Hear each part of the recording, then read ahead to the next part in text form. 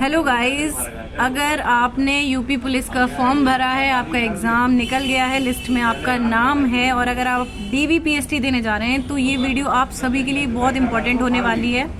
तो वीडियो को स्किप ना करें क्योंकि एक एक पॉइंट इसमें बहुत इंपॉर्टेंट है। अगर आप एक भी पॉइंट मिस कर देते हैं तो हो सकता है आप कहीं ना कहीं एग्ज़ाम में डीवीपीएसटी में पीछे रह जाएंगे, क्योंकि एक छोटी सी गलती के लिए भी वो आपको आउट कर सकते हैं। तो अगर आप यहाँ तक पहुँचे हैं तो आपको कोई भी गलती नहीं करनी है, पूरे संयम से आपको ये वीडियो देखना है, ठीक है। तो हमें इस वीडियो में हम बात करने वाले हैं कि डॉक्यूमेंट वेरिफिकेशन में कौन कौन से डॉक्यूमेंट आपके लगने वाले हैं। उससे पहले टेक्स्ट बुक पर सबसे बड़ी सेल आई हुई है, साल की सबसे बड़ी सेल। मतलब इतना प्राइस ड्रॉप हुआ है कि पूरी साल में कभी नहीं हुआ। सबसे लोएस्ट प्राइस, इससे ज़्यादा अब ड्रॉप नहीं होगा एंड सेशन में।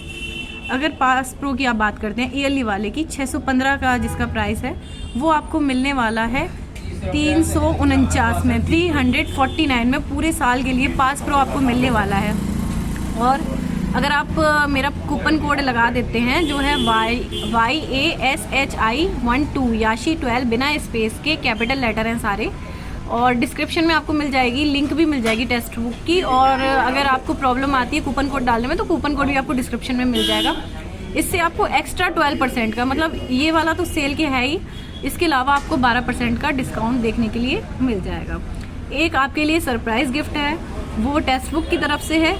जब 27 की नाइट में 12 बजे आपको ये सेल चालू होगी और 27 की नाइट में, मतलब 28 लग चुकी होगी रात में 12 बजे से लेके 1 बजे के बीच में जो भी आपका ये पास प्रो खरीदता है तो उसको डेफिनेटली कुछ ना कुछ सरप्राइज मिलने वाला है और वो गिफ्ट आपको टेक्स्ट बुक की तरफ से दिया जाएगा।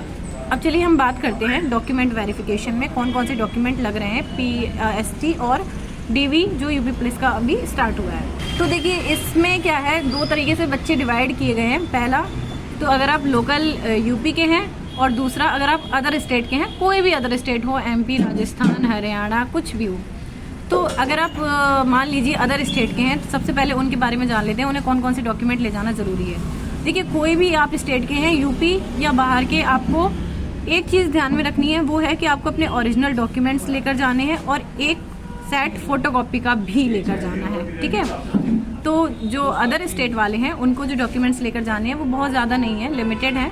10th की मार्कशीट आपको लेकर जानी है, 12th की मार्कशीट लेकर जानी है, आधार कार्ड आपको लेकर जाना है, 2 फोटो लेके जाने हैं और इसके अलावा अगर आपके पास NCC है तो वो आपको लेके जाना है उसका डॉक्यूमेंट।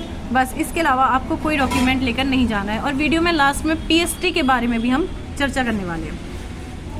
अब हम आते हैं जो यूपी के लोकल कैंडिडेट्स हैं, मतलब जो जिनका मूल निवासी यूपी का है, यूपी के रहने वाले हैं, उनको कौन कौन से डॉक्यूमेंट लगेंगे।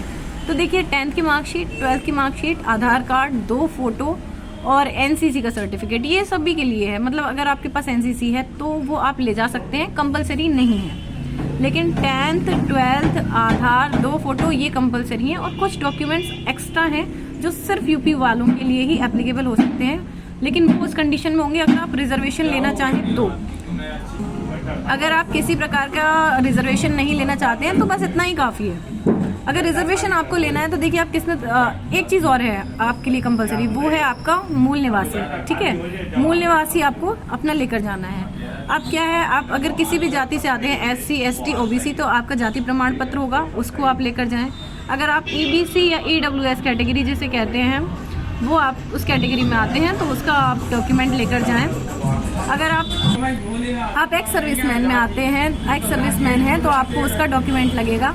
स्वतंत्रता सेनानी हैं तो उसका डॉक्यूमेंट लगेगा। यूपी गवर्नमेंट के एम्प्लॉय हैं तो उसका डॉक्यूमेंट लगेगा। और अगर आप प्रादेशिक मतलब नौकरी में हैं कोई तो उसका डॉक्यूमेंट लगेगा। और अगर आप यूपी होम गार्ड हैं तो उसका भी आपका डॉक्यूमेंट लगने वाला है। अगर आप ये वाले जो एक्स्ट्रा डॉक्यूमेंट्स हैं वो आप नहीं लगाते हैं तो आपको रिजर्वेशन का फ़ायदा नहीं मिलेगा, फिर आपको जनरल कैटेगरी में शिफ्ट कर दिया जाएगा।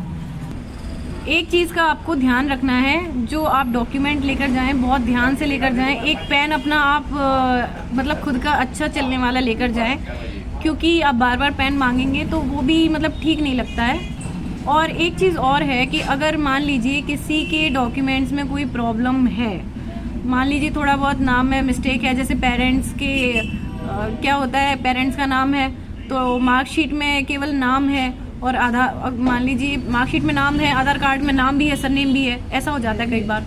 तो अगर छोटी मोटी इश्यूज़ हैं तो उसमें कोई प्रॉब्लम नहीं आएगी, वो उसके लिए रिमार्क करके उसका सॉल्यूशन कर देते हैं। मतलब जहाँ तक है वो पास ही कर रहे हैं, 99% पास कर रहे हैं। और अगर फिर भी कुछ प्रॉब्लम आती है, अगर कोई बड़ी प्रॉब्लम है, तो उसके लिए आपको समय दिया जा रहा है, जो भी वो आपको दें 2 दिन 4 दिन का, कि अगर आपका कोई डॉक्यूमेंट रह गया है या किसी डॉक्यूमेंट में कोई प्रॉब्लम आ रही है तो उसको आप करेक्ट करवा के भी ला सकते हैं।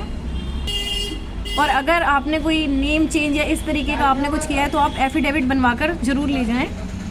और अपने साथ में बैग में खाने पीने का सामान लेकर जाएं, क्योंकि जो भी स्टूडेंट्स नए हैं या पहली बार जा रहे हैं तो उन्हें ये बात नहीं पता है कि वहाँ पर काफ़ी टाइम लग जाता है और अंदर जो है बच्चों के लिए खाने पीने की व्यवस्था नहीं रहती है। तो अपनी व्यवस्था आप पहले से करके जाएं, ठीक है। आज अभी वीडियो में बस इतना ही।